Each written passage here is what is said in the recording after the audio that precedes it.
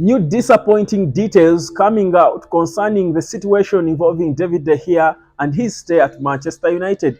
Is the club trying to frustrate its perennial number one out of the club now that they feel his surplus requirements? Well, we also talk about Adrien Rabiot, who has chosen to commit to Juventus. Welcome to the hotspot. My name is Webb, and here again to burn you with the hottest news concerning Manchester United. Now, let's get it. This is annoying, guys. I'll tell you, it is annoying. Well, what we are getting from the Athletic, they have come out today and reported that the reason why David De Gea, whose contract at Man United runs out on the 30th of this month, the reason why he has not extended that contract is because apparently Manchester United cut down on his terms, the terms that have seen him earn £375,000 per week, becoming the club's highest earner for so many years. But they cut down on those terms, offered him a new reduced contract, new reduced terms. He accepted the terms and he signed. Now, guess what the Athletic is saying? That a few days later, Manchester United recalls that contract and they offer him more further reduced terms. Isn't that disrespect?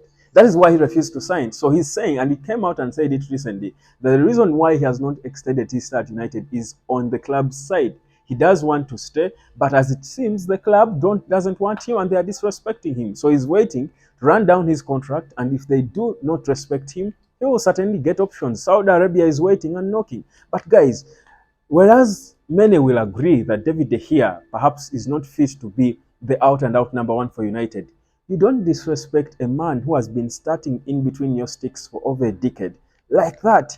That is not how you treat a legend. David De Gea is a legend at Man United in every right. But this is again what you've been saying. This is again proof, a biting expose of how unprofessional, how clueless the guys running this club are. If these reports are true, guys, for me, this is terrible. But speaking of that situation, guys, we do know now, we've learned that the Inter Milan sporting director has already flown to Manchester to hold conversations with the club of a possible move for their number one, the 27-year-old Andre Onana. Well, again, maybe because they are focused on reuniting Onana and Eric Ten Hag, who clearly is not interested in David De Gea.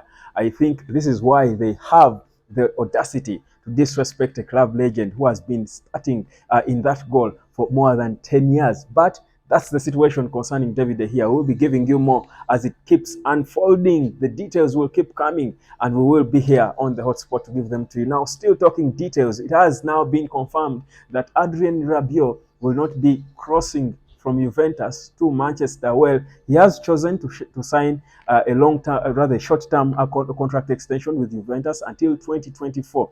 This has been confirmed and it is done. The deal is done. So yet again, United missing out on another player. Now, this comes on the day, on a dramatic day. United today were supposed to be officially launching the new kit for the next season.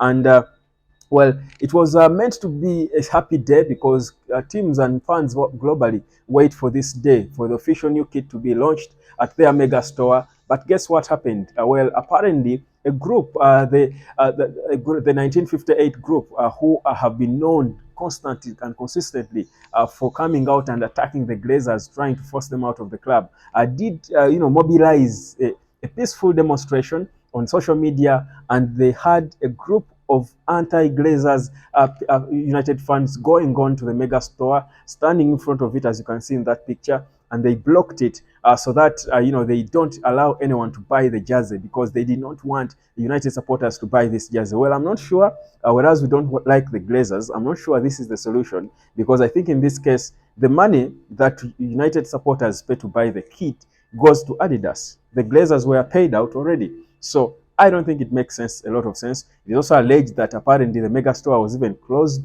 at around 10 a.m. because the demonstration started around 9:45 a.m. But the reports suggest that they closed it down eventually. So the thing is, they are trying to rally people not to buy the United jersey.